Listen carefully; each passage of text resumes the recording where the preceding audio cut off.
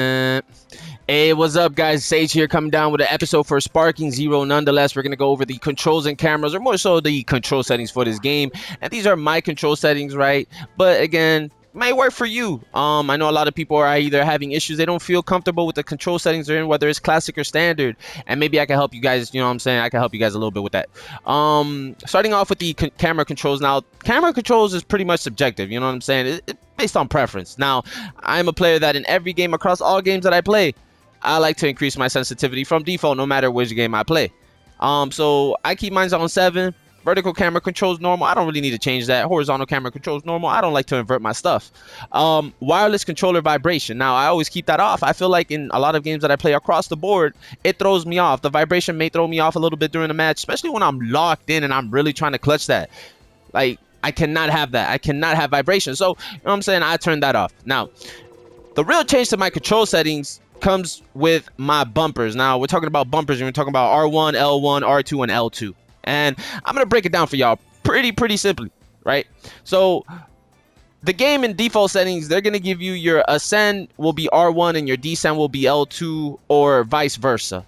Now, I don't understand the priority in ascending or descending on the L2 bumper stick, right? It doesn't really make much sense to me. At least for me, it doesn't make sense. I like to prioritize the buttons that I'm gonna be pressing the most. So in this case, what I ended up doing was that I made the ascend and descend parallel to each other. Instead of having it up and down, I made them parallel to each other. So we have ascend as R1 and descend as L1, okay?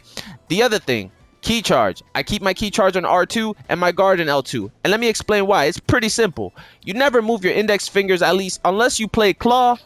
Then maybe these bumper sticks might not be for you. But if you're not a claw player and you play PlayStation pretty, like, you know, like you hold a PlayStation controller like almost every regular person, right? Like, just simply, you know what I'm saying, your index fingers are always going to be on the bumper sticker, meaning L2 and R2. Your index fingers will always lay there, right? So this is what I mean by priority buttons, right?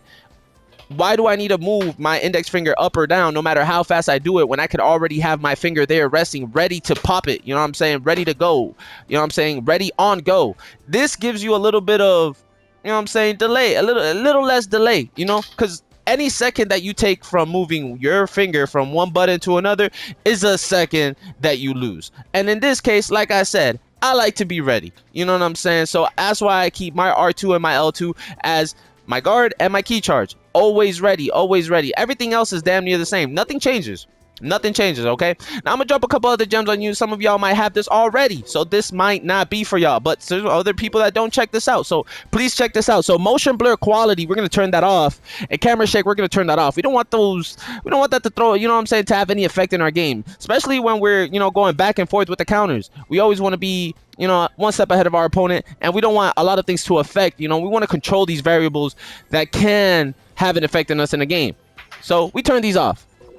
And last thing is, make sure your assist is off, people. Make sure all of this is off. The only assist that I would say is okay to have is recovery assist. But even that is very easy to learn in the game. You need to have manual control over your character. The way I see it, the more control you have, the better you'll get. And I mean, practice makes perfect anyways. Don't beat yourself up if it's not working well. Take your time. Take your time. You know what I'm saying? Diamonds are made out of pressure. So take your time, man. It'll work out for you. Anyways, these are my settings here. I will be dropping more videos. Please like and subscribe. Drop a comment below if it helped you. And y'all already know, it's your boy Sage. Love and peace be upon y'all. And till the next time.